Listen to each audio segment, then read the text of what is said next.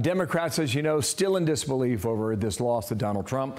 And they, well, they're out in force, pointing fingers at just about everyone and everything. The truth is, this is just an epic disaster. This is a $1 billion disaster. Actually, it was $1.018 billion, I think, right? There were 20 million or $18 million in debt. Right. It's incredible. And I raised millions of that. I have friends that I have to be accountable to and to explain what happened, because I told them it was a margin of error race. I was promised, Jen O'Malley Dillon promised all of us that Harris would win. She even put videos out saying that Harris would win. I believed her. My donors believed her.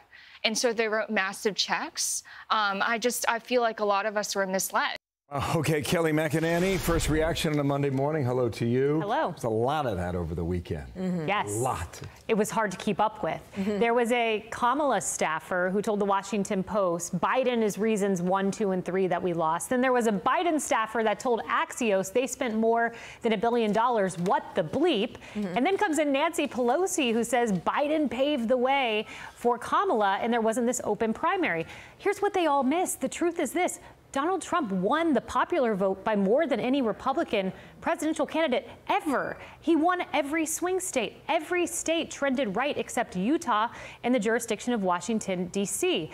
Double-digit gains in New Jersey and New York and California. No one would have beat him absent a fundamental change in Democrat policy, not messaging, policy. I want to listen to Fareed Zakaria because I think in some ways I'm like, well, why didn't you say this before, right? But he's saying it now, so let's listen here. The first big error was the Biden administration's blindness to the collapse of the immigration system and the chaos at the border. Instead of shutting it down, liberals branded anyone protesting as heartless and racist.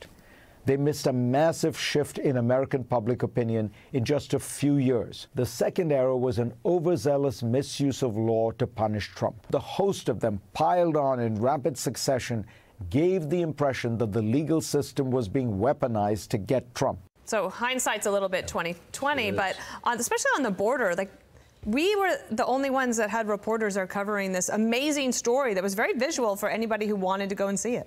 For sure. How many times have we talked about Laken Riley and Rachel Morin and Jocelyn Ngari, little girls, moms of 5 who lost their life?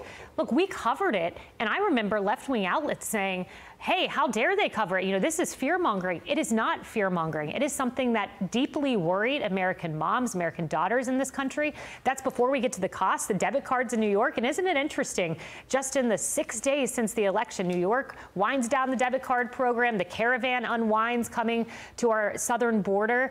There's already change, and it's only been 6 days in Trump's So at the end of last week, Gavin Newsom was already convening the state lawmakers to come to Sacramento in early December. Here are a few other blue state governors, New York, Illinois, so blue, blue, blue, talking about how, in my view, they will become the resistance, at least early on. I'll ask you about that. Watch.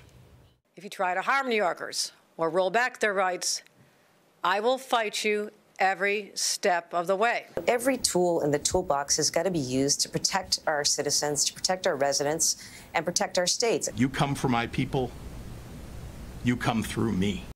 Here's the issue, and Tom Homan's got his work cut out for him, because there's going to be deportations. And if you get a kid who's crying or a mom who's crying, that's going to be all over the media. And this White House is going to have to deal with that. That's right. But I heard Chad Wolf, who was the former DHS chief, the head there, say, look, our priority #1 is deporting violent criminals. And it's funny, the host said to him, they're not deporting violent criminals. And he said, no, that's exactly what I'm saying. That hasn't been happening. I think they're going to prioritize this and do it in a smart and effective way and get out the worst of the worst offenders first. But you're exactly right. Just to follow up on that, what Homan believes is that there are so many illegals with a criminal record. And he's convinced there are those with terrorist ties, too, that the list is very long. Yes. For them to go for quite some time before they were to start taking families and deporting them. Without a doubt. And look, we'll see what the plans are. We don't have any reporting at the moment.